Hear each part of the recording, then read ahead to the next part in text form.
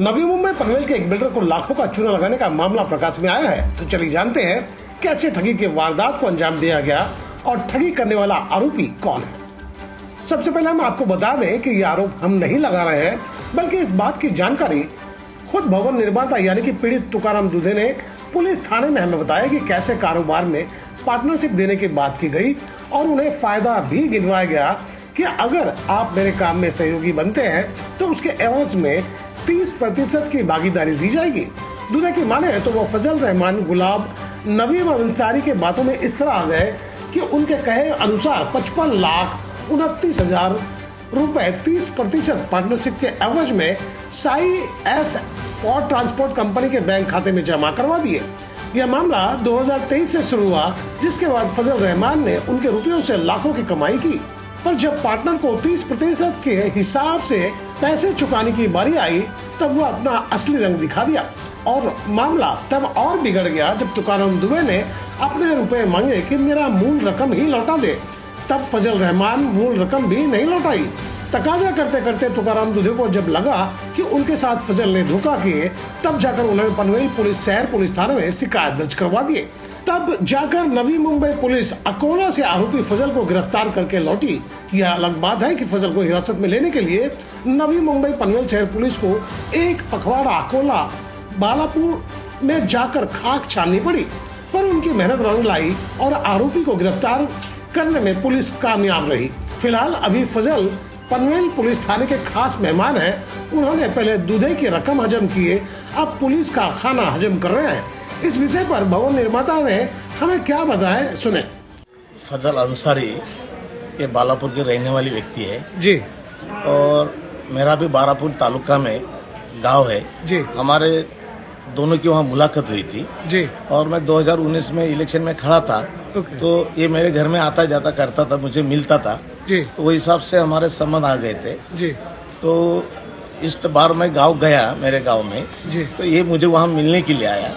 मिलने के आने के बाद में वो मेरा ऐसा ऐसा कुछ काम है, पावर हाउस का मैंने टेंडर लिया हुआ है राखाड़ी का जी। 900 टन का जी। तो वो 900 टन का अभी तक वो जो ये है अधिकारी वर्ग है जी। तो वो मुझे भी सपोर्ट करके माल नहीं दे रहा है।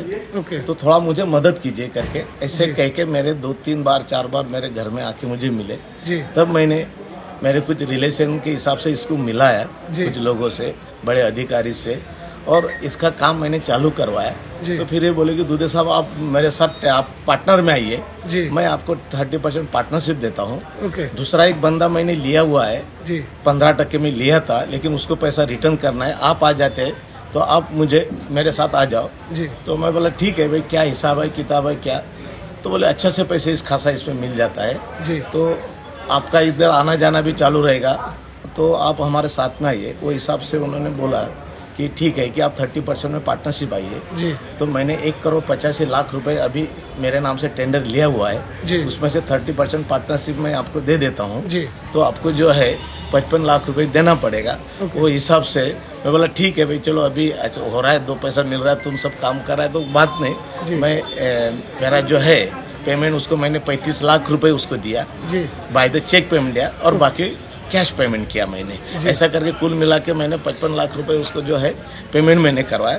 तो बोला था कि अपन महीने का अपना जो है ये माल जो है बेचेंगे, हिसाब करेंगे, 1 महीना जो भी माल बेचेंगे उसका हम हिसाब करके आपका जो भी फायदा है आपको मिलेगा, और वापस जो पैसा भरने के लिए आता है, जो माल बेचेंगे उसमें से पैसा भरेंगे।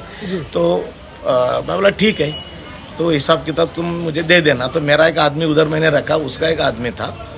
तो 1 महीना हो गया, होने के बाद में ये आदमी बोला कि मुझे और पैसा चाहिए।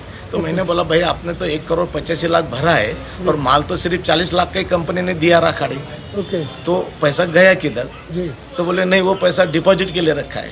तो मैं बोला ऐसा कैसा डिपॉजिट रखा, मैं पता कर लेता हूँ। तो मैंने जाके वहाँ पे पता कर लिया तो इन्होंने जो 1,33,345 रुपए की जो रिसीट बनाई थी वो झूठी रिसीट बना के मुझे दाखिल की थी।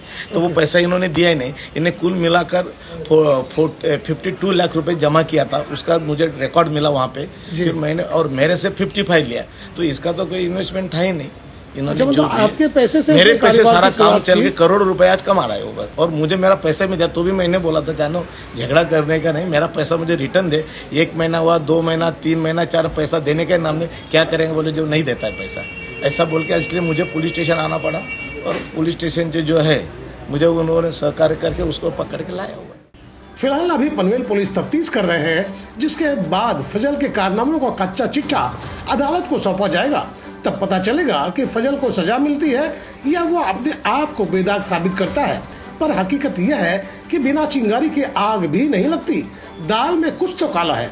हम तो इतना ही कहना चाहेंगे कि देखा यह गया है कि आज तक जितने भी लोग पचड़े में फंसे हैं उसके पीछे सिर्फ लालच ही रहा है।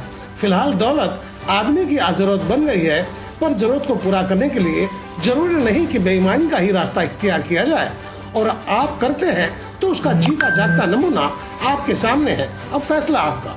तो दोस्तों, आपको मेरी खबर बेहतर लगी हो तो लाइक करें, सब्सक्राइब करें और बेल आइकन दबा दें। अब हमें कोई सुझाव देना चाहते हैं तो कमेंट बॉक्स पर लिख दीजिए। तो गोपाल साहब को दीजिए इजाजत, हम जल्द दूसरी खबर के साथ हाजिर होंगे।